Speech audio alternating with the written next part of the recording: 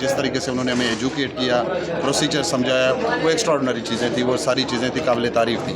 उसके बाद से फिर एयरपोर्ट कराची से लेके मदीना एयरपोर्ट तक जो भी इंतज़ाम थे, रोड टू मक्का जो प्रोसीजर था उसमें भी बहुत ज़बरदस्त स्टाफ था, बहुत ज़बरदस्त कोऑपरेटिव था, कोई परेशानी नहीं थी, बड़े अच्छे तरीके से उन्होंने डील किया है। वज़ारत ने जो चीज़ें अनाउंस की हैं गवर्नमेंट स्कीम में, जिसमें काफ़ी सहूलियात हैं, लगेजेस दिए हैं उन्होंने, हैंड कैरीज दिए हैं, मोबाइल की सिम से काफ़ी फ़ायदा हुआ है, वरना यहाँ आके पहले हम सिमें ख़रीदनी पड़ती हैं, फिर इसके बाद उनसे उन लोग अपने जो घर वालों से ताल्लुक़ कायम करना पड़ता है कि भाई हम यहाँ खैरियत से पहुँच गए। यहाँ बहुत आसानी हुई है कि जहाज़ यहाँ लैंड कराया और सिग्नल्स आ गए और हमने फ़ौरन घर इन्फॉर्म कर दिया कि हम पहुँच गए।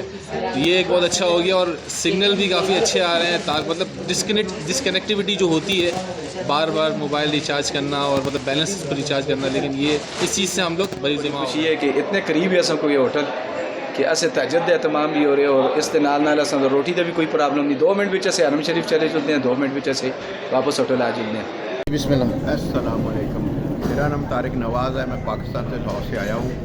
तो माशाल्लाह आपकी सर्विस बहुत अच्छी है। एयरपोर्ट से आपकी बस भी मौजूद थी और बड़ी जल्दी हमें ले आई और हमें एयरपोर्ट भी एंटरटेनमेंट किया हुआ। उसके बाद हम होटल में आए। होटल में थोड़ी सी हमें टाइम लगा क्योंकि रश था, आज ही बहुत सामान आए हुए थे, और उसके बाद हमें कमरा भी मिल गया है, बहुत अच्छा है। और इसके अलावा खाना बहुत अच्छा है। बाकी आपके जितने भी आपके वर्कर हैं बहुत तावन करते हैं हमारे साथ, किसी किस्म की हमें दिक्कत नहीं हुई है, अल्हम्दुलिल्लाह। और ये बताएं कि रोटी का इससे पहले मसला रहा है कि रोटी ठंडी हो जाती थी, नरम हो जाती थी, उसका आपने क्या हल निकाला? सबसे ये है कि रोटी जो है उसके अंदर हमने अब पहले भी इसका होता था मैदा कम कर दिया है और उसमें जो आटा है वो मैक्सिमम है।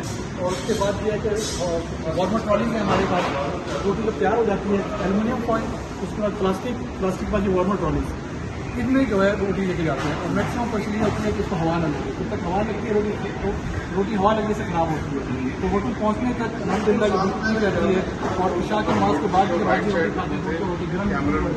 इसमें कितने टाइम के लिए रोटी गर्म है?